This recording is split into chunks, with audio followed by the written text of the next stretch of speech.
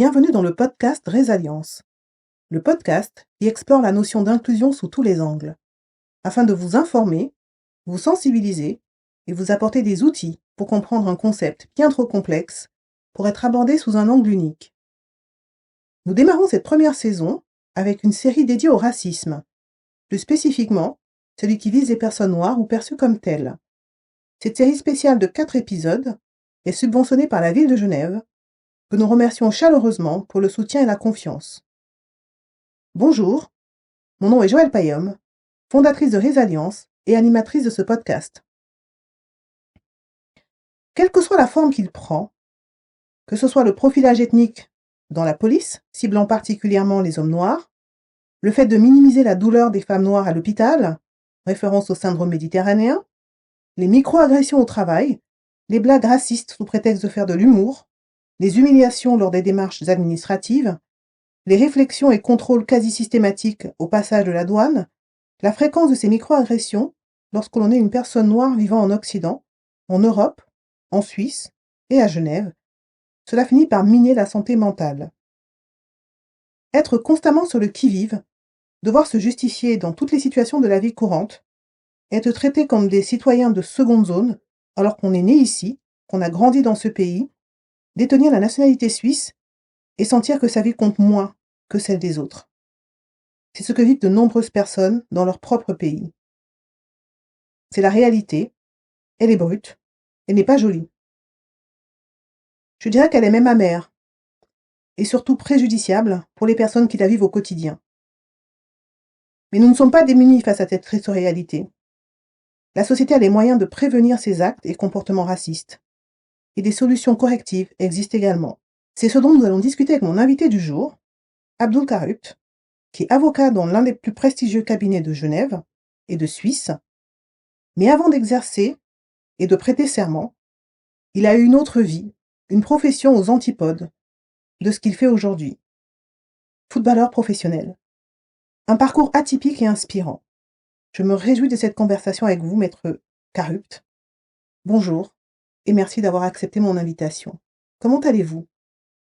Bonjour Joël, merci surtout à vous de m'inviter, je suis extrêmement reconnaissant et merci pour cette jolie présentation. Je suis très très heureuse de pouvoir vous interviewer pour ce podcast. Et comme entrée en matière, j'ai trouvé sur votre profil LinkedIn une phrase. La facilité est une plus grande menace pour le progrès que pour les difficultés. Apparemment, c'est une citation de Denzel Washington. Pourquoi l'avoir intégré dans l'introduction de votre profil LinkedIn ? Alors, on en discutait en préparation de ce podcast, mais j'avais oublié que j'avais mis cette citation sur mon profil LinkedIn, mais c'est vrai que c'est une phrase que j'utilise assez volontiers sur mes réseaux, qui, comme vous l'avez dit en gros que la facilité est plus dangereuse que les difficultés pour le progrès. Et je pense que la phrase dit tout son sens, hein, et pourquoi je l'apprécie et pourquoi je la reprends, parce que je pense que s'il y a bien une chose que mon parcours m'a appris, c'est que ce n'est pas dans la facilité qu'on progresse et ce n'est pas dans la facilité qu'on devient meilleur, ce n'est pas dans le confort, mais bien au travers des difficultés, au travers des obstacles et au travers des remises en question qu'on l'on trouve ou pas les ressources pour progresser et devenir meilleur. Donc pour moi c'est un sentiment qui m'a toujours suivi dans mon parcours, et quand je me suis rendu compte de son importance et que j'ai entendu Monsieur Denzel Washington l'a prononcé lors d'un discours officiel, je l'ai immédiatement adopté. Puis vous m'aviez dit qu'il y avait une autre raison cachée. Oui, alors, indépendamment du fait que, de manière objective, j'aime beaucoup Denzel Washington, c'est un de mes acteurs préférés, j'ai appris il y a déjà plusieurs années qu'il était né le même jour que moi, donc un 28 décembre, quelques années avant moi, mais également un 28 décembre, donc ça crée un lien encore plus particulier avec cette personne. Une connexion particulière. Exactement. En tout cas, j'ai beaucoup apprécié ce que vous avez dit précédemment, parce que vous avez d'une certaine manière, exprimer la vision de résilience. Qui derrière résilience, c'est le terme résilience, c'est la contraction de résilience et alliance. Et cette idée, justement, de sortir grandi d'une expérience traumatisante. Et vous l'avez, enfin, voilà, la phrase, on est complètement dans, on va dire, on est complètement dans l'esprit résilience et j'en suis très, très, très contente. Alors, Abdoul, avant de rentrer dans le vif du sujet, parlez-nous un petit peu de vous. Qui êtes-vous? Votre enfance? Où êtes-vous né? Quel est votre parcours? Alors, bon, on pourrait passer, je pense, énormément de temps à vous expliquer les détails, mais en quelques mots, donc je suis suisse d'origine de Guinée-Bissau, un petit pays, ancienne colonie portugaise lusophone d'Afrique de l'Ouest. Je suis né au Portugal, où mes parents se sont rencontrés. Quelques années après, donc 5 ans après, j'ai suivi ma mère qui a immigré en Suisse pour trouver du travail, pour trouver une meilleure situation. Euh, et donc c'est comme ça que je me suis retrouvé en Suisse à l'âge de 5 ans et j'ai grandi ici depuis lors. Donc ça fait plus de 30 ans maintenant que je suis en Suisse, que je vis en Suisse et que je me suis développé en Suisse. Et voilà, je pourrais vous dire d'autres. Bon, c'est très bien, justement, ça brosse un peu d'où vous venez, c'est Mhm. important. Et puis, ce qui nous intéresse et ce qui va intéresser les auditeurs, c'est votre premier métier. Comment est-ce qu'on passe de footballeur professionnel à avocat? Alors, pour l'anecdote, c'est une question que m'avait posé un cabinet d'avocats dans lequel j'avais fait un entretien d'embauche pour un stage. Mhm. Je me souviens que l'associé m'avait posé cette question, comment on passe du football au droit? Et puis je lui avais répondu un peu sous l'air de la boutade. Je lui ai dit, ben on s'inscrit à l'université. Mais bon, au dehors des plaisanteries, c'est vrai que j'ai été footballeur professionnel dans ce que j'appelle ma première vie. Euh, c'est euh, c'est un parcours qui s'est dessiné parce que ben, j'aime le football, je suis amoureux du football, c'est ma première passion depuis toujours et disons que le Seigneur m'a doté de quelques qualités pour bien jouer au football donc j'ai fait un parcours traditionnel de d'élite chez les juniors au FC Sion en Valais Mhm. où j'ai grandi et un petit peu par la force du parcours, je me suis retrouvé à pouvoir avoir la chance de signer un contrat professionnel à l'âge de 18 ans, alors que je terminais mes études de maturité gymnasiale au collège. Et donc, par cette opportunité, je me suis dit que j'allais tenter l'aventure à fond et j'allais profiter de la chance qui m'était donnée de vivre du football. J'ai donc pratiqué cette profession pendant une durée de 8 ans Wow. après avoir terminé mon collège, obtenu ma maturité. Et à l'âge de 26 ans, voyant que les perspectives professionnelles et la direction que prenait ma carrière ne me satisfaisaient pas et voyant que je perdais peut-être un petit peu le contrôle sur mon avenir, j'ai décidé de m'inscrire à l'université de Genève en droit. Euh, Parce qu'en parallèle du football, j'ai toujours aimé l'école. Je faisais pas partie de ceux qui n'aimaient pas Ben, vous n'êtes pas euh, venu footballeur parce que vous étiez trop cancre à l'école, quoi. C'était... exactement. Non, justement pas. C'était pas un choix par défaut. Mais au contraire, moi, j'aimais bien l'école. J'avais de plutôt bons résultats. Mhm. J'étais dans les filières scientifiques, mathématiques, physiques. Donc, j'ai toujours aimé ça. J'ai toujours aimé apprendre. Mais alors, Euh, ça, c'est intéressant. C'est quelque chose que je ne savais pas. Vous avez commencé par des filières scientifiques, ouais, maths, physique, et vous vous retrouvez en droit. ouais, Donc là, on est plutôt lettres et autres. ouais. Donc, c'est super intéressant parce que, alors, Mm, déjà, passer de footballeur, donc du football et revenir aux études, mais revenir aux études de droit. Alors, avant d'oublier, vous m'aviez mentionné une inspiration quand même qui vous a amené vers le droit. C'est pas tout à fait du hasard, ou il y a une figure très, très connue qui vous a donné envie de vous tourner vers le droit. Ouais, alors, je dirais même plusieurs, mais c'est vrai que, comme vous l'avez très justement signalé, moi j'étais plutôt un scientifique, un matheux, comme on dit. J'aimais les chiffres. À la base, si j'avais dû m'inscrire à l'université immédiatement sans faire du football, j'aurais très certainement fait plutôt de l'économie, de la finance, parce que ça m'intéresse toujours. Mais c'est vrai que pendant ma carrière de football, j'ai essayé de continuer à lire. J'avais envie de garder un peu mon cerveau en vie, autrement que par le football.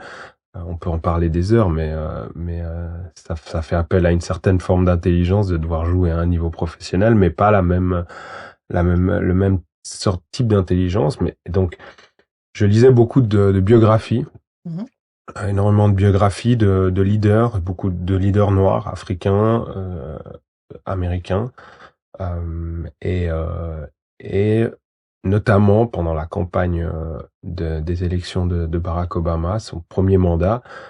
J'ai suivi énormément ce personnage, parce que je ne voulais pas être tout simplement le supporter du premier potentiel président noir uniquement parce qu'il était noir. Donc je voulais connaître son parcours, un petit peu son passé, son programme, ses idées. Donc j'ai lu ses bouquins, les bouquins qu'il a écrits. J'ai lu une biographie de lui. J'ai lu également d'autres biographies, et notamment celle de Nelson Mandela. Un bouquin en particulier qui compilait les diverses correspondances épistolaires qu'il avait durant son incarcération à Robben Island avec ses co-détenus, mais aussi avec l'extérieur. Un ami proche a compilé ces lettres et en a fait un ouvrage qui retrace un petit peu le parcours carcéral de Nelson Mandela à travers ses correspondances. Et une lettre m'avait marqué, ou plutôt un sujet qui revenait de manière récurrente dans ses lettres à ses co-détenus et compagnons de lutte, où il leur disait que c'est à travers le droit qu'on allait libérer notre peuple. Et il disait il a étudié le droit, et il continuait d'étudier le droit en prison, et il encourageait tous ses amis et compagnons à le faire, parce que c'est à travers cela qu'ils libéreraient leur peuple. Et moi, ça m'a interpellé. Je savais absolument pas ce que comportait le droit. Je savais pas ce que c'était. J'avais aucune appréhension de pratique également du métier d'avocat, mais cette idée m'a interpellé. Barack Obama était avocat. Malcolm X a étudié le droit en prison également, et ensuite il y a aussi un appel vers l'art oratoire important. Donc c'est tous des aspects qui m'ont interrogé, et je me suis dit tout bêtement, hein, si un jour je reprends des études, je reprendrai en droit sans savoir pourquoi. Et puis voilà, l'histoire de mon inscription en faculté de droit. Super intéressant. Donc, pas le fruit du hasard, mais des inspirations très fortes. Et comme vous disiez, la plupart des hommes ou des personnages que vous avez admirés, vous avez noté dans leur parcours qu'il y avait ça en commun, le droit, et vous avez dit, pourquoi pas aller vers ça, quoi. Quels ont été vos plus grands défis pour devenir avocat? Est-ce que vous en avez eu particulièrement, ou ça s'est fait de manière assez fluide finalement, études de droit, vous avez... Voilà. Non, alors, quand on reprend des études universitaires à 26 ans, c'est forcément pas évident. Surtout quand on a arrêté et qu'on a joué au foot, même si c'est pas juste un jeu. Ça doit rester un jeu, mais c'est un rythme de vie qui est complètement différent. C'est vrai que j'avais plus mis les pieds où je m'étais plus assis sur des bancs d'une école depuis 8 ans. Et donc j'ai dû réapprendre à prendre un rythme, réapprendre à m'organiser, à étudier. Mais ça s'est fait, disons que cet aspect a été difficile, disons les 6 premiers mois, la première année. Euh, mais ce qui m'a aidé, c'est que j'ai découvert dans le droit vraiment un domaine qui m'a immédiatement passionné, plu, euh, qui était en accord avec ma façon de réfléchir, de penser, et qui m'a challengé intellectuellement, et qui m'a vraiment motivé. Pour le coup, ça a été plus simple de faire les efforts. Mais c'est vrai que ça a été un challenge, certainement le plus grand. D'un autre côté, j'avais pas vraiment le choix. Hein. J'ai pas de famille qui a des moyens. Je sautais un peu sans filet. Donc c'était ou ça ou une carrière peut-être un peu moins prestigieuse ou flamboyante qui m'attendait. Comme j'aime souvent à dire, vous étiez condamné à réussir. J'étais condamné à réussir, exactement, en quelque sorte. Donc c'est vrai que ça oblige à se lever le matin et à y aller sans trop réfléchir. Donc oui, ça c'est peut-être les gros challenges. Et l'autre, il est également financier. Il faut pas se mentir. J'avais pu mettre de l'argent de côté pendant ma carrière, mais les économies que j'avais faites ont été quand même utilisées sur mes premières années d'études. Et il a fallu que je trouve d'autres sources de revenus pour continuer à financer mes études. Vous avez travaillé en parallèle de vos études, alors j'ai continué à jouer en semi-professionnel au FC Étoile Carouge, ce qui me permettait d'avoir un petit revenu aussi, et puis d'avoir un logement mis à disposition par le club. Mais il a fallu ensuite trouver d'autres sources de revenus. J'ai travaillé, j'ai fait des stages. J'ai aussi baissé mon niveau de vie. Il faut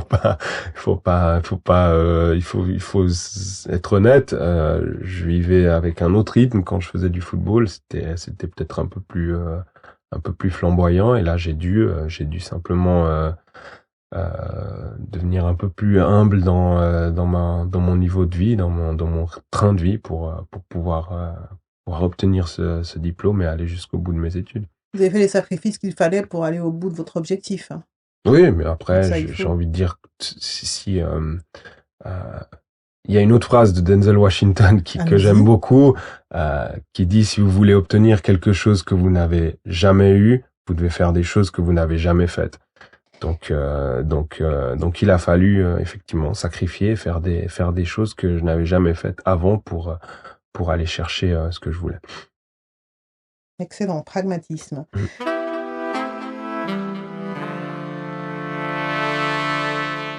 Pour revenir au droit, quelles sont vos spécialités? Alors moi, je suis spécialisé en droit pénal économique. Donc il y a quand même l'économie finalement, l'une de vos autres passions. Oui, ça a pu, j'ai pu allier le meilleur des deux mondes, comme on dit. Mais c'est vrai que ce qu'on appelle en bon français le white collar crime.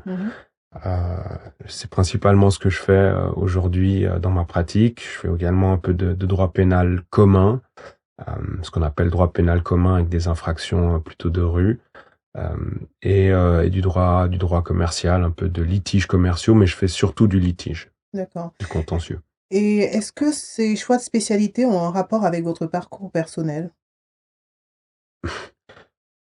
Je dirais oui et non. Oui, parce que dans le litige, on retrouve l'aspect un peu compétition, l'aspect combat. Je fais souvent les parallèles entre les procès, les plaidoiries à un match de foot. Moi, je les prépare de la même façon. Hein. Je le dis, ma femme se moque de moi un petit peu quand je le dis, mais voilà, les veilles de procès, ou les semaines de procès, je les prépare comme un match, au niveau du sommeil, de la nutrition, etc. Wow. Donc j'essaye de le faire parce que je trouve que ça active un petit peu les mêmes leviers. Donc en ce sens, j'ai l'impression que j'étais un peu destiné à devenir avocat contentieux parce que j'aime ça. Et puis non, parce que je me suis j'ai essayé aussi de m'éloigner du sport. Beaucoup de gens qui me connaissent m'ont dit: mais pourquoi tu fais pas du droit du sport? Pourquoi tu fais pas dans le football, etc. Et j'avais cette envie de me distancier aussi de ma première vie et de montrer que je n'étais pas que un footballeur ou que une personne active dans le monde du sport, mais que voilà, j'avais j'estime avoir des compétences qui me permettent de faire d'autres choses et de me séparer un petit peu de cette image. Alors là, vous me donnez une super transition pour revenir au sujet qui nous amène ici. Ne pas être catalogué, ne pas être vu que comme un footballeur, montrer que vous avez des compétences ailleurs, que vous savez faire autre chose, qu'on ne vous ramène pas à un seul aspect de votre identité, parce que footballeur, c'est un aspect de votre identité. Le fait que vous soyez un homme, c'est un aspect de votre identité. Le fait que vous soyez noir, c'est un autre aspect de votre identité. Quelle est votre définition du racisme?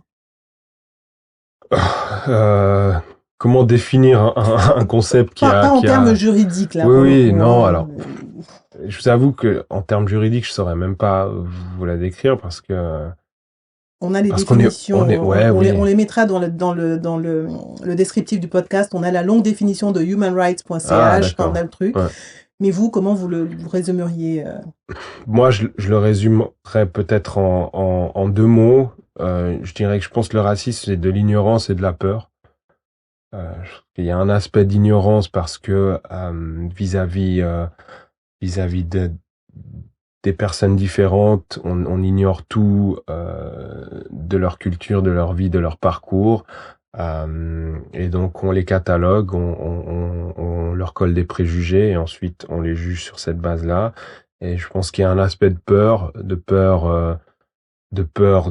l'autre, de peur de la différence, mais aussi un aspect quand on parle de racisme anti-noir, il y a une peur du privilège, de perte de privilège plutôt, et peut-être une peur de représailles. Lié à l'histoire, donc. Lié à l'histoire, ouais. Est-ce que vous pensez que le racisme peut concerner tous les groupes ethniques? Petite question piège. Non, ma réponse elle est assez simple. Hein. Moi, je pense que non, parce que on peut pas analyser ou on peut pas considérer le racisme en dehors d'une histoire, vraiment d'un background historique, géopolitique, économique. Et en cela, les peuples noirs africains ont une histoire unique des autres peuples ethniques. Donc on peut pas coller les mêmes concepts à tout le monde, à tous les groupes ethniques, parce qu'il y a une spécificité historique qui est unique. Et si on revient à la définition du racisme, qui en résumé est une hiérarchisation des êtres humains en fonction de la couleur de la peau. Et comme j'ai coutume de dire, le degré d'empathie est inversement proportionnel au taux de mélanine contenu dans le sang. Et c'est pour ça que aujourd'hui on est là pour parler du racisme anti-noir, puisque on l'a vu dans un autre épisode, c'est la forme de racisme la plus, en termes de nombre de cas reportés, c'est majoritaire. C'est 42% sur le canton de Genève. 42% des actes racistes visent les populations noires ou perçues comme telles. Donc c'est effectivement un problème qu'il faut adresser. D'où la subvention de la ville de Genève pour que nous traitions ça et que nous sensibilisions sur ce cas. Donc pour revenir à la question que j'avais précédemment, est-ce que vous-même vous avez été victime de racisme? Alors j'aime pas le terme victime, mais est-ce que vous avez été la cible de racisme? Et notamment quand vous étiez joueur de football. Oui, alors la réponse elle est malheureusement elle est oui. Et ça commence. Enfin, je vous ai dit que j'ai grandi en Valais. J'aime beaucoup cette région. Je me sens je me sens très valaisan parce que j'ai grandi aussi avec cette culture-là. Mais c'est vrai que j'ai été très vite la cible de situations, d'actes, de propos racistes, mais presque maladroits, je dirais. Hein. Enfin, la phrase que j'ai souvent entendue quand j'étais jeune ou même enfant, c'est j'aime pas les noirs, mais toi ça va. Donc je l'ai entendu de la bouche de plusieurs personnes. Donc quand on entend ça en tant qu'enfant, c'est vrai qu'on le comprend peut-être pas tout de suite, mais on se dit qu'il y a quand même un souci. Donc oui, c'est arrivé. Et ensuite, dans ma carrière de football, évidemment, sur les terrains, par des supporters, par des adversaires. Alors encore que par des adversaires, c'est souvent un peu de la déstabilisation, c'est de l'intox. Enfin, c'est un milieu, c'est de la compétition, c'est beaucoup de testostérone. Donc je vous laisse imaginer. Puis le but c'est de casser le mental. Comme Exactement. vous disiez, Donc le but c'est d'atteindre, c'est de faire mal. Donc quand on est noir, le levier le plus évident à activer, c'est bien sûr celui-là. Donc énormément non, mais souvent, et ça arrive des insultes. Les cris de singe. Alors les cris de singe de la part des supporters, des remarques, etc. Ça, ouais. comment vous l'avez vécu à l'époque, plus jeune. Alors, comment vous allez gérer ça? Plus jeune, on beaucoup de colère, on s'énerve, on ne comprend pas. Et une fois qu'on comprend que c'est fait pour nous déstabiliser, ça nous glisse dessus. Nous glisse dessus, mais ensuite, et peut-être en cela, vous m'avez dit que vous allez mettre des liens, mais j'avais donné un podcast, une interview sur le sujet à la RTS à l'époque où on parlait vraiment du racisme dans le sport.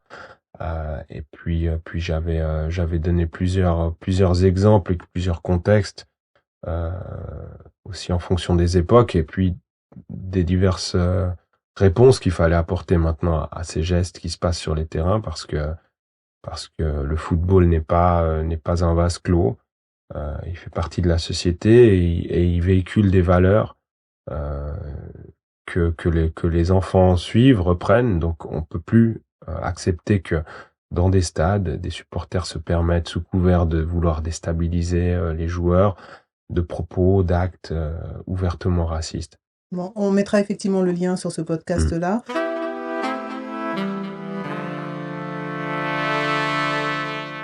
Maintenant que vous êtes avocat, est-ce que vous diriez que votre métier vous protège du racisme? Et est-ce que vous le vivez, sinon, dans le cadre professionnel? Ouais. Non, je pense qu'on peut pas être protégé du racisme tant qu'il existe.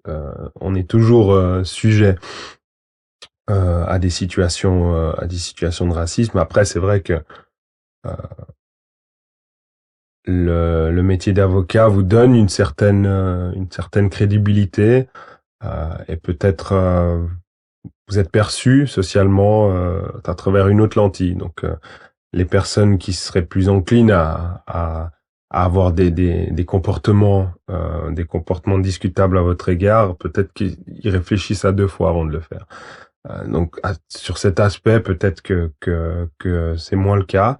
Après, je vous avouerai que évidemment, j'ai vécu des situations de racisme assez crasses dans le cadre de ma profession. Par exemple, au sein des autorités, il m'est arrivé de me présenter au ministère public et qu'on me demande si je viens pour une audience en tant que prévenu, parce qu'on voit pas mon costume sous ma veste. On voit juste un homme noir. On voit juste un homme noir et on me demande immédiatement, voilà, est-ce que vous êtes prévenu? Il m'est arrivé oui, ces situations-là, d'huissier qui me demande où est mon avocat quand je me présente. Donc oui, ça arrive encore. Les préjugés, enfin c'est dingue. Voilà. Moi, je suis toujours. Enfin, on sait que ça existe, on le vit tout le temps, mais on peut pas s'empêcher d'être juste choqué, quoi. Ouais. C'est quand je parlais en introduction de devoir presque se justifier, mais systématiquement. Vous allez au tribunal, c'est votre lieu d'exercice, enfin, le lieu d'exercice de votre profession. Il faut justifier que vous n'êtes pas un cambrioleur, un meurtrier, enfin, un repris de justice. Ce qui est un petit peu dérangeant, c'est qu'on n'a même pas le bénéfice du doute. C'est pas que les personnes vous demandent est-ce que vous êtes avocat, non, c'est qu'ils vous interpellent directement en déduisant que vous n'êtes pas avocat. Donc c'est plutôt cet aspect-là qui est plus dérangeant.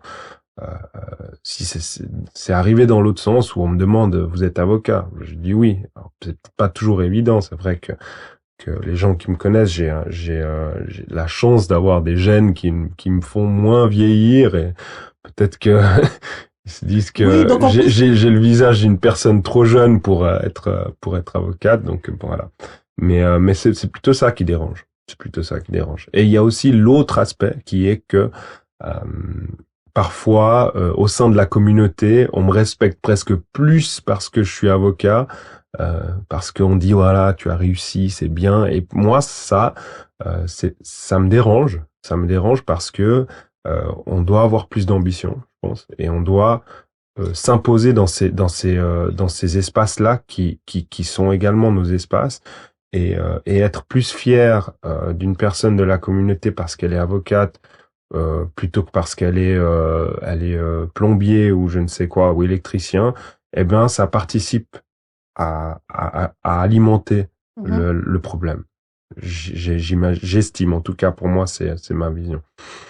Comme vous l'avez dit, il faut occuper tous les espaces, mais ça vient aussi du fait qu'il n'y a pas beaucoup d'avocats noirs. Donc, tant qu'on Mm, n'aura pas l'habitude de voir, et d'où l'importance de la représentativité maintenant, il faut qu'on puisse voir des noirs partout mm, pour que tout le monde trouve ça normal et qu'on ne catalogue pas les noirs à oh, vous êtes footballeur, oui, c'est normal. Enfin voilà. mm, Vous êtes chanteur de rap, oh, bien évidemment. Donc il faut sortir mm, de ces carcans dans lesquels on veut entre guillemets maintenir les populations noires.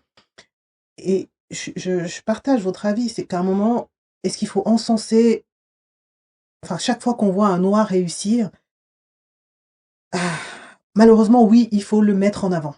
C'est pas une manière de se vanter ou quoi que ce soit. C'est une fois de plus pour la représentativité et pour inspirer d'autres. Parce que si on ne voit pas, c'est quelque chose qu'on ne voit pas n'existe pas et on ne se voit pas l'atteindre.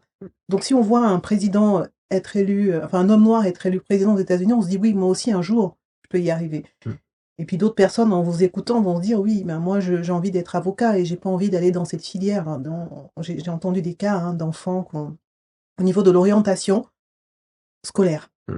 Encore le monde de l'éducation. On n'a pas parlé de racisme là-dedans, mais encore un monde où ça s'exprime très tôt et où on essaie d'orienter certains enfants vers des filières techniques ou pseudo-manuelles parce que, ben non, toi, tu peux pas être un intellectuel. Mm. Non, enfin, bon. Euh, vous disiez oui, maintenant vous êtes arrivé à un certain poste, donc à une certaine position, on va dire, dans la société. Est-ce que vous êtes impliqué ou engagé concrètement sur les questions de racisme et de racisme anti-noir? Est-ce que vous êtes engagé dans le monde associatif ou autre? Mhm. Alors oui, oui, et j'ai envie de dire de, de plus en plus parce qu'on parlait de représentativité et je pense que sans aucune prétention, vraiment, je pense que d'avoir la chance d'avoir la position que j'ai, euh, je pense que ce serait une erreur de ne pas utiliser cette plateforme et cette visibilité pour justement aider la cause. Donc, je suis impliqué dans des associations euh, de personnes afrodescendantes. Je me suis également impliqué beaucoup au sein de l'Ordre des avocats. J'ai été membre du comité du jeune barreau pendant 3 ans euh, parce que j'estimais que, alors déjà, c'est une position qui m'intéressait et que c'est une position qui bénéficie d'avoir de la diversité pour aussi montrer que le barreau genevois est composé de personnes de tous horizons. J'ai également un projet que je porte pas seul, hein, évidemment, pas du tout, avec plusieurs autres confrères qu'on a créé d'art oratoire dans les écoles, où on va donner des cours d'art oratoire dans les classes dites difficiles d'élèves en difficulté, parce que c'est là où on trouve encore malheureusement trop les populations les plus diverses. Et pour moi, c'est important d'aller leur montrer qu'un avocat, il peut me ressembler. Mm. Il peut me ressembler, il peut porter un costume et des baskets, il peut être noir, il peut comprendre leur code, avoir les mêmes références qu'eux. parce que dans les cours d'art oratoire que l'on donne, on parle évidemment de Socrate, on parle de Démosthène, mais moi je parle aussi de Kerry James, je parle de Youssoupha. Donc je leur donne des références aussi qui puissent comprendre. Kerry James et Youssoupha, pour les personnes qui ne connaîtraient pas, ce sont des rappeurs, slammers, ouais, des artistes noirs français, francophones qui font du rap, mais pour moi, c'est de la poésie aussi. Hein. C'est d'abord de la poésie avant d'être du rap. Je vous fais lire des textes de Kerry James et je pense qu'il a rien à envier aux grands écrivains et poètes français.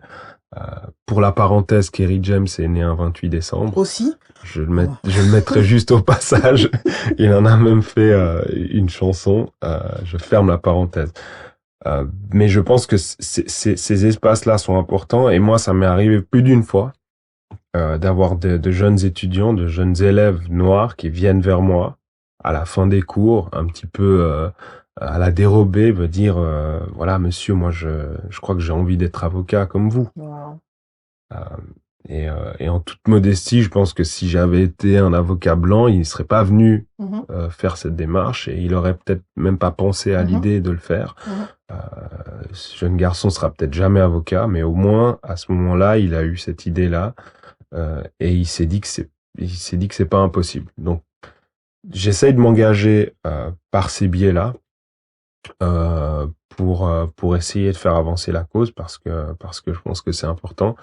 Et que ça sert à rien d'atteindre ses objectifs et puis de rester un peu tout seul là-haut et puis d'être content de ce qu'on fait alors que d'autres ont besoin et que la cause a encore besoin. Donc je pense qu'il faut utiliser les plateformes qu'on a pour faire avancer et puis surtout les choses. Être seul à un endroit, ça ne vous protège absolument pas, au contraire, contre le racisme. Parce qu'une chose qui ressort souvent dans le monde du travail notamment, c'est cette sensation de solitude. Quand on est le ou la seule employée noire dans une entreprise ou dans une équipe, on a un poids sur les épaules. On représente toute une communauté d'ailleurs qui n'est pas là, puisqu'on est le seul ou la seule. Et puis on a aussi cette impression d'être en anglais on dit token, le totem. Je crois qu'en français, on dit totem. En français, on dit totem. Voilà, c'est... Et peut-être la caution diversité ou la caution noire. Et donc, non, être le ou la seule, c'est pas c'est pas ce qui protège. Et puis, j'ai envie de dire, c'est une grosse responsabilité au final. Parce que vos gestes, tout ce que vous faites est scruté et l'impact de ce que vous pouvez faire est décuplé. Vous vous comportez bien, super.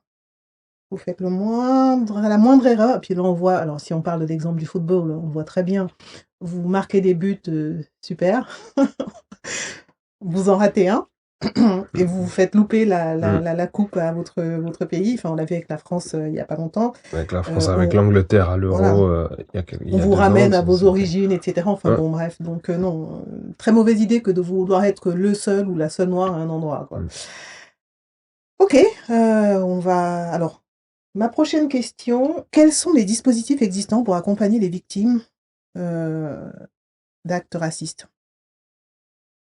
Alors, ça peut être au travail, après, dans tous les domaines de la vie, que ce soit au travail, quand je parlais en introduction de la douane, je parlais de l'hôpital, je parlais des démarches administratives, enfin, c'est des choses qu'on vit au quotidien, on peut le vivre dès qu'on est sorti de chez soi, on peut y être confronté, ou même quand on est chez soi, parce que dans un autre épisode, je posais la question à une des intervenantes sur les couples interraciaux. Et puis ce que certaines personnes vivent. Donc voilà, on est confronté constamment.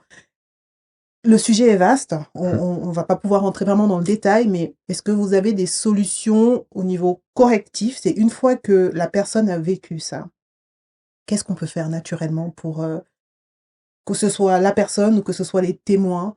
Qu'est-ce qu'on peut conseiller aux gens de faire? Alors, je sais qu'au niveau des possibilités pour les gens, il y a les bureaux cantonaux de lutte contre le racisme qui recueillent les centres d'écoute contre le racisme. Ils recueillent les témoignages de personnes. Donc ça, je pense que c'est, à mon avis, essentiel pour créer de la statistique. On a interviewé dans l'un des épisodes, justement, le premier. C'est une interview de la responsable, la coordinatrice du Centre d'écoute contre le racisme du canton de Genève. Donc, elle nous a effectivement expliqué comment ça se passe, leur rôle, comment être contacté. Et vous disiez une chose, pour des vues statistiques, il faut parler. On en a bien discuté, elle a été tout à fait réaliste et sur le fait que les chiffres étaient sous-estimés parce que les gens ne parlent pas. Les gens n'osent pas parler. Les gens ont peur de parler. Ils ont peur de parler et aussi parfois on s'accommode des situations de racisme que l'on vit. On parle, on a ce vocabulaire de micro-agression. Mais c'est pas des micros, c'est des agressions tout court. Exactement. Donc beaucoup de gens ne les voient même plus par mécanisme de défense. Un peu s'imperméabilise et je pense qu'un des aspects correctifs aussi, au-delà des démarches plus institutionnelles ou officielles, il y a une responsabilité personnelle pour ce qui est des personnes noires à ne plus accepter ces situations-là et à le vocaliser quand elles arrivent.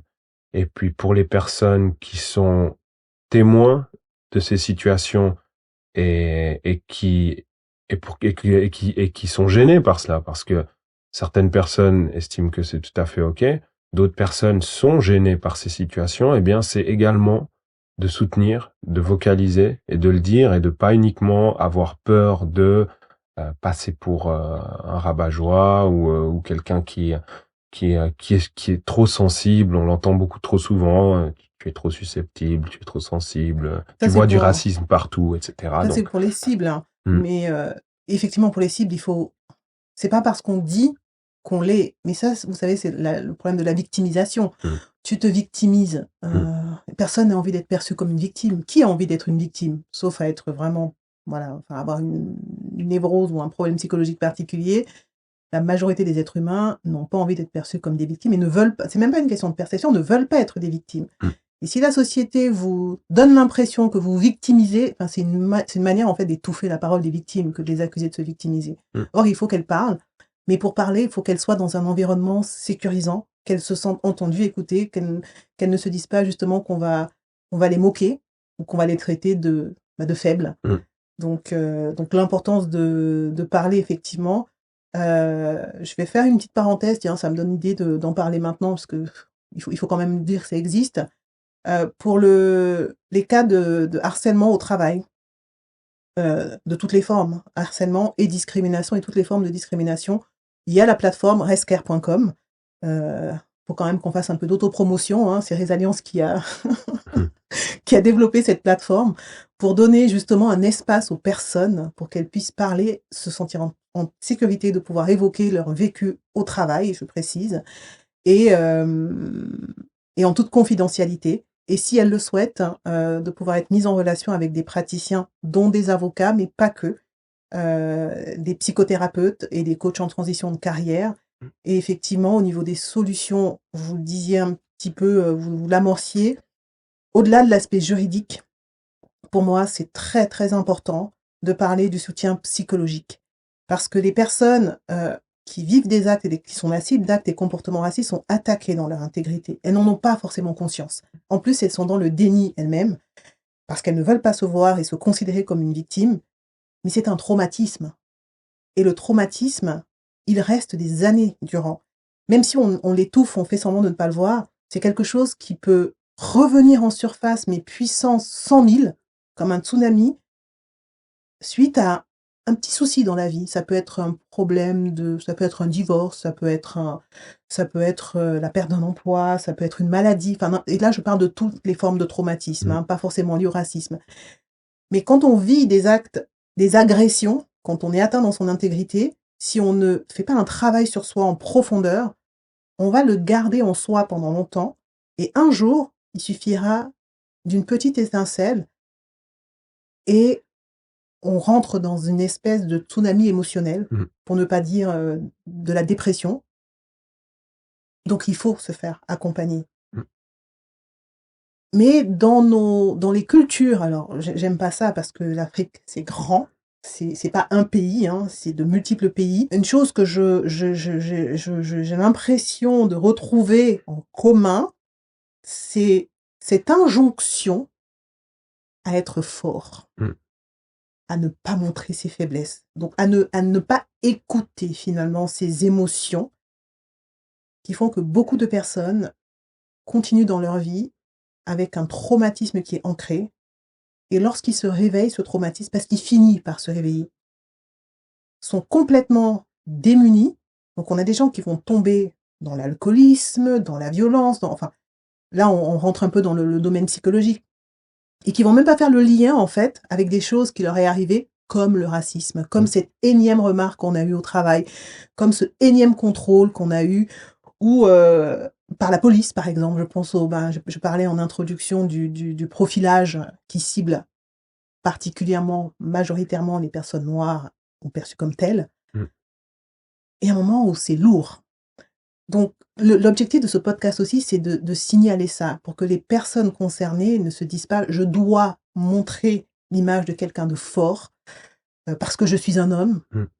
Mais je dirais la même chose sur les femmes noires. Hein. Une femme noire, elle n'est pas censée se plaindre. Elle doit Encore plus. porter, Peut-être même encore plus. peut-être même encore plus. On montre pas.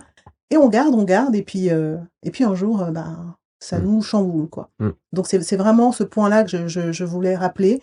Et puis dans le cadre professionnel, il y a aussi le coaching, parce que une fois de plus, si on revient à l'impact du racisme sur l'être humain, l'atteinte à l'intégrité, on va perdre l'estime de soi-même, on va perdre confiance en soi. Et quand on doit aller chercher un travail, comme vous disiez, il faut un mental. Donc comment regagner tout ça? Il faut se faire accompagner. Il faut se faire accompagner. Donc, chère population noire ou perçue comme telle, hein, on va dire ça comme ça, pensez à votre santé mentale et n'ayez pas honte d'aller demander de l'aide. Non.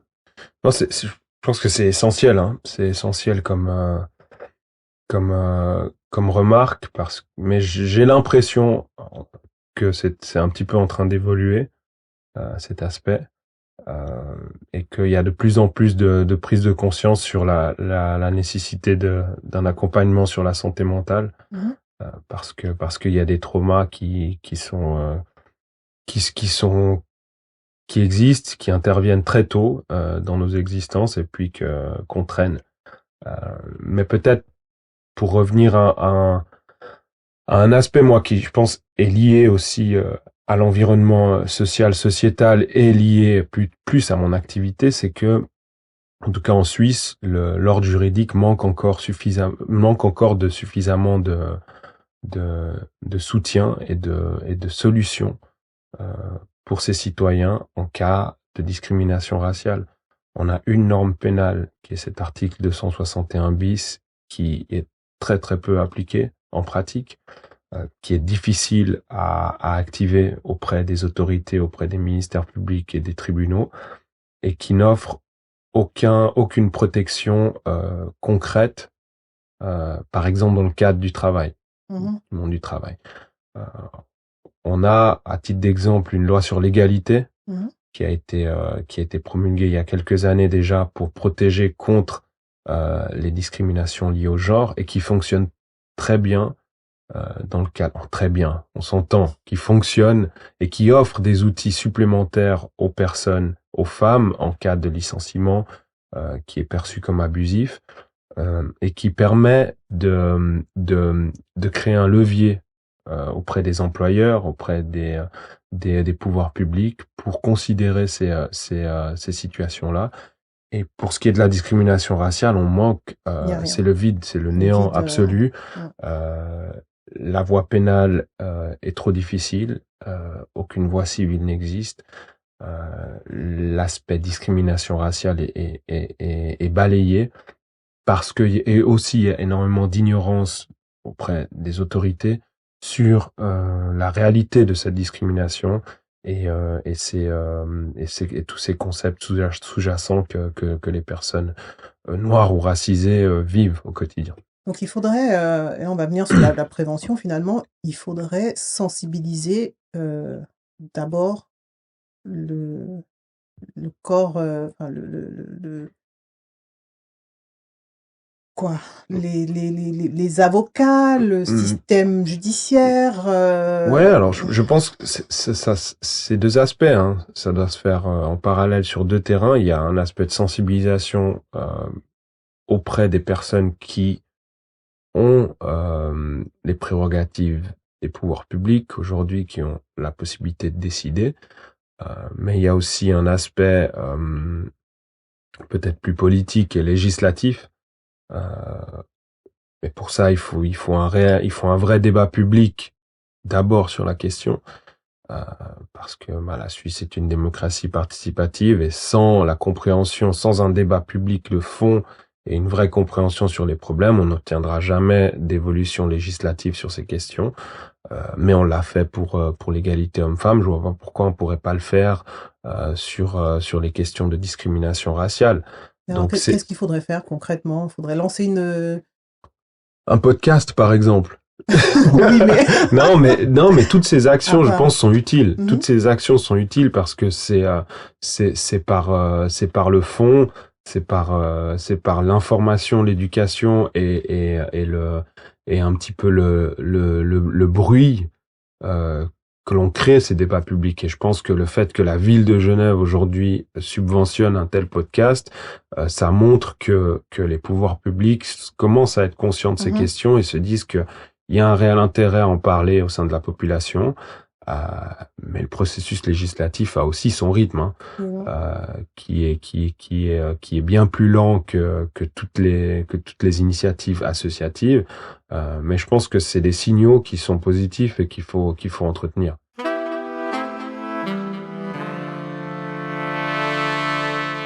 Tiens, ça me fait penser à ce rapport qui est sorti dans la presse. Enfin, il y a eu des références au rapport de l'ONU sur le racisme anti-noir en Suisse.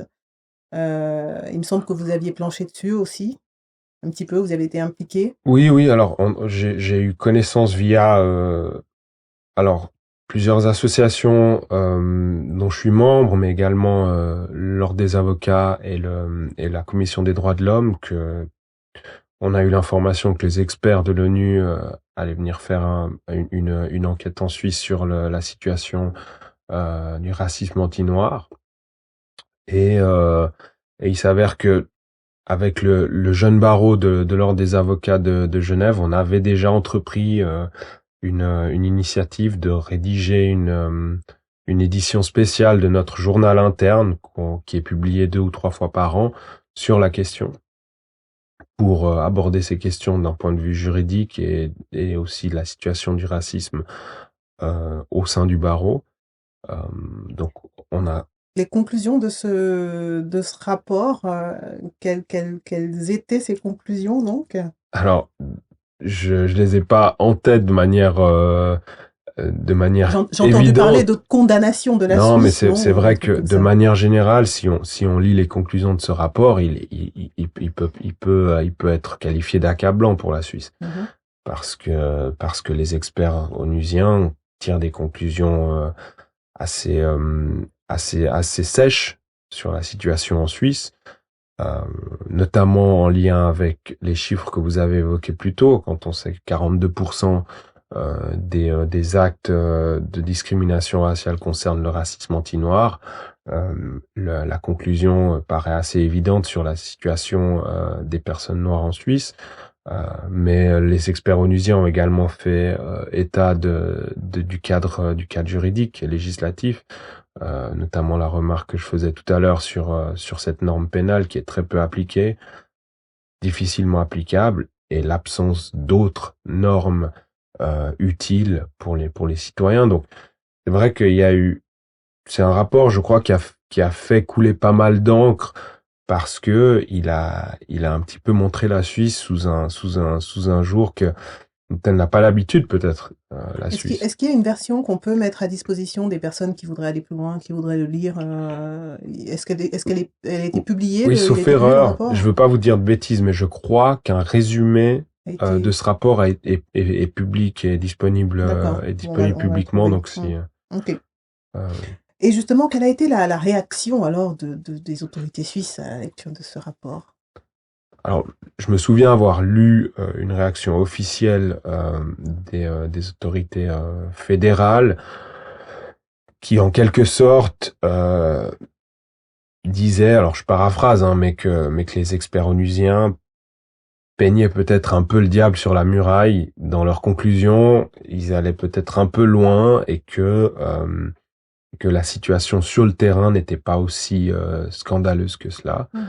Euh, c'est évidemment un petit peu difficile à, à entendre, surtout parce que je crois que ces réactions ont été faites assez rapidement après le rapport.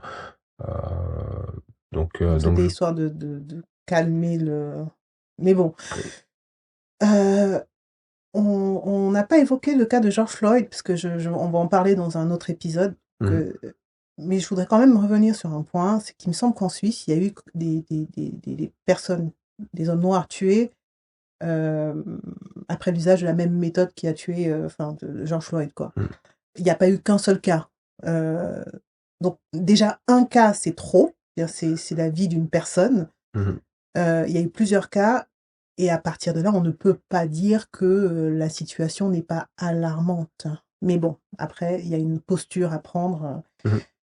Mais j'ai envie de dire, il y a du positif. Parce que si nous sommes là aujourd'hui en train de parler de ça sur un podcast et subventionné par la ville de Genève, c'est qu'il y a des personnes qui ont compris qu'on ne pouvait pas continuer à être dans le déni et qu'il était temps d'affronter le problème, de se confronter à la réalité pour trouver ensemble des solutions pour avancer. Le but, ce n'est pas de remuer le couteau et puis de jouer à la victime, comme on entend souvent. C'est non, qu'est-ce qu'on fait maintenant pour que chaque être humain soit considéré, pour que toutes les vies comptent, n'est-ce pas ? Et qu'on n'oublie pas ou qu'on ne minimise pas certaines vies par rapport à d'autres.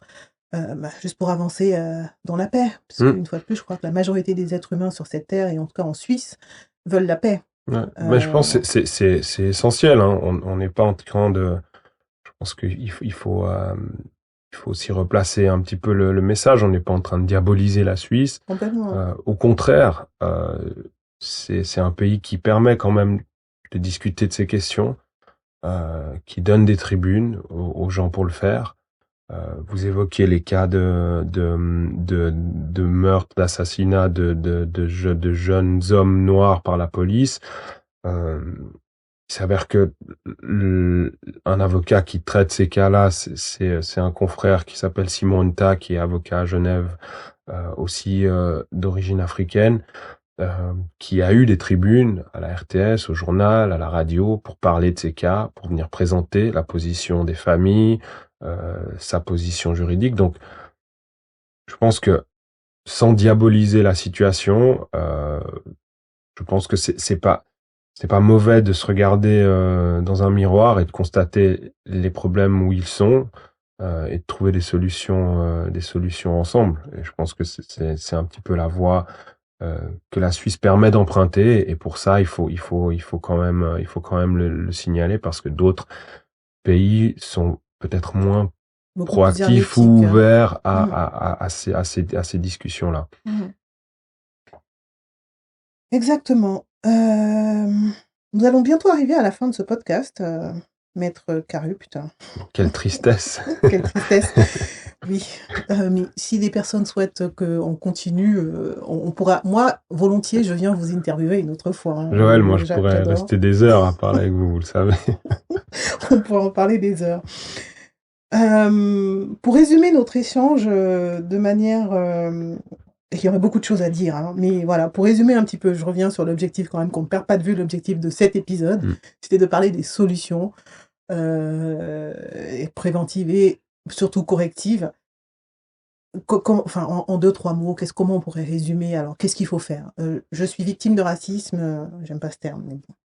Après, il faut accepter, ah oui, aussi une chose importante que j'aimerais préciser, je n'aime pas le terme victime, mais pour revenir sur le côté psychologique et puis l'impact psychologique, tant qu'on n'a pas accepté qu'on a été une victime, on ne peut pas s'en sortir. Donc, même si on n'a pas envie, on ne veut pas se voir comme une victime, il y a un moment où il faut accepter le fait qu'on ait été victime à un temps donné. Ça ne veut pas dire qu'on va rester victime toute sa vie, mais il faut accepter de reconnaître que oui, j'ai été victime d'un acte qui ne dépendait pas de moi, donc j'ai subi quelque chose. Parce que si on le nie, on nie le problème. Si on n'a pas été victime, ça veut dire que est-ce qu'on s'est mis tout seul, est-ce qu'on s'est étranglé tout seul, Voilà. Donc, une personne qui a été victime de racisme, que ce soit, bon, j'ai déjà parlé du volet au niveau du travail, mais dans la rue, lors de démarches administratives, au passage de la douane, qu'est-ce qu'elle fait? Elle va vers le centre d'écoute contre le racisme de son canton, de sa ville. Mhm. Elle cherche de l'aide, elle en parle, surtout pour qu'on puisse tracer ça au niveau statistique. Déjà, elle, pour se libérer du poids et de comprendre que ce n'est pas elle le problème, et d'enlever cette honte qu'on peut avoir à avoir été victime une fois de plus. Chercher de l'aide auprès, pour avoir du soutien psychologique, auprès d'un thérapeute. Et au niveau des thérapeutes, je rappelle, attention, tous les thérapeutes ne se valent pas, comme tous les avocats ne se valent pas non plus, mais cibler des thérapeutes qui ont une sensibilisation sur la question de la diversité. Et ça, je peux en parler parce qu'une fois de plus, au niveau de notre plateforme Healthcare, on fait très attention à sélectionner des profils, des experts qui ont une sensibilité et une compréhension de qu'est-ce que c'est que la diversité et de l'intersectionnalité. Ça aussi, je dois en parler. Alors vous êtes un peu moins concerné, mais une femme noire ne vit pas le racisme comme un homme noir le vivrait. Ce sera aussi l'objet, on va rentrer plus en détail lors d'un prochain épisode, mais c'est vraiment ça, c'est bien cibler les personnes qui vont vous accompagner pour sortir, enfin voilà, pour retrouver votre intégrité, pour reprendre votre vie en main et pour avancer, parce qu'il s'agit d'aller de l'avant.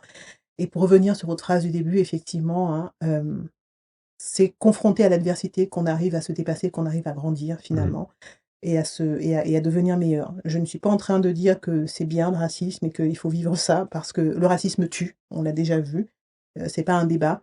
Mais là, c'est pour dire rien n'est perdu. On n'est pas démunis, on peut aller de l'avant. Et ça demande par contre une chose, c'est d'oser demander de l'aide. Et peut-être au niveau des actions, ça dépendra des gens et de l'énergie qu'ils ont, mais je pense qu'il faut pas hésiter à déposer des plaintes pénales, hein. Parce que comme je l'ai dit, le seul outil juridique à disposition des gens aujourd'hui, c'est cette norme pénale, qui même si elle est peu appliquée ou difficilement applicable, à force de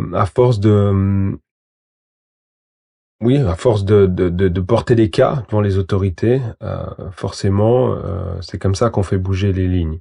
Donc après, comme je l'ai dit, il faut que les gens se sentent prêts parce qu'une plainte pénale, ça peut être une démarche qui peut être lourde psychologiquement à faire parce qu'il faut soit aller à la police, soit s'adresser à un avocat.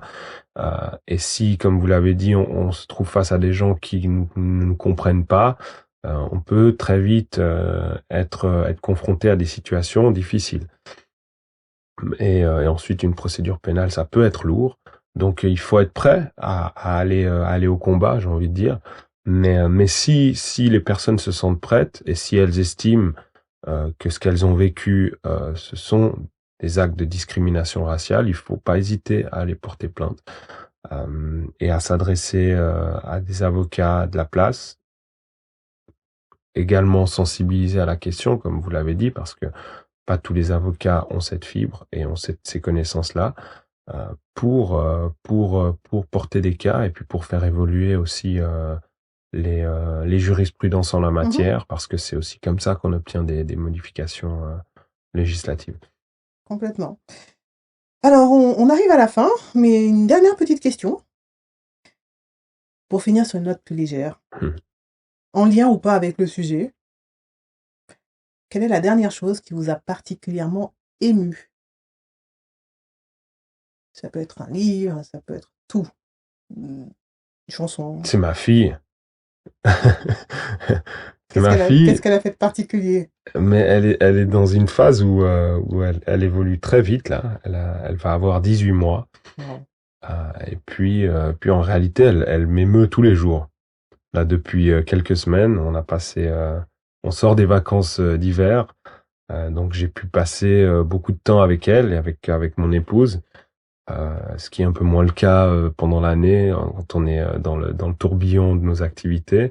Et puis c'est vrai que je pense qu'elle m'a ému tous les jours parce que tous les jours elle nous inventait quelque chose de plus, où elle commence à dire un mot, ou c'est un geste, ou c'est une attitude. Donc je pense que aujourd'hui c'est clairement ma fille qui remporte le suffrage de l'émotion. Bon, Magnifique. Cher maître, merci infiniment pour cet échange. Merci à vous. On voudrait continuer encore des heures, mais bon, on doit s'arrêter. Toutes les bonnes choses ont une fin. C'est fait la palissade.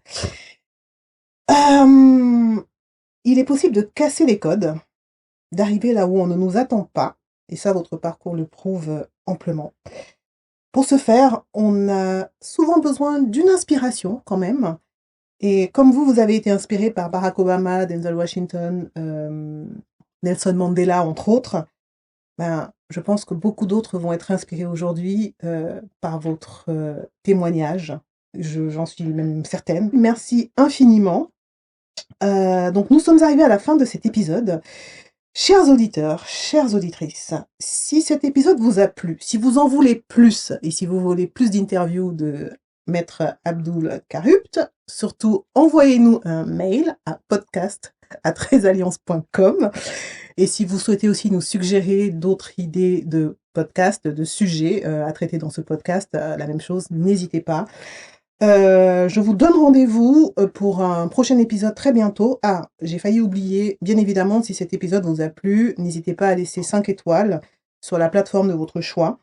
Ça va nous aider à monter dans les algorithmes et puis que ce podcast soit diffusé au plus grand nombre, parce que l'idée derrière ce podcast, c'est de sensibiliser le plus grand nombre sur le racisme, plus globalement, le racisme anti-noir en particulier, mais j'ai envie de dire le racisme anti-noir a quelque chose a un impact, j'ai presque envie de dire, universel. Je l'expliquerai sur un autre podcast, mais si on traite ce racisme-là, on solutionne toutes les formes de racisme qui puissent exister sur cette terre. Voilà, donc merci encore, Abdul. Et puis moi, je vous dis à très bientôt pour un prochain épisode. C'était Joël Payom pour le podcast Résalience.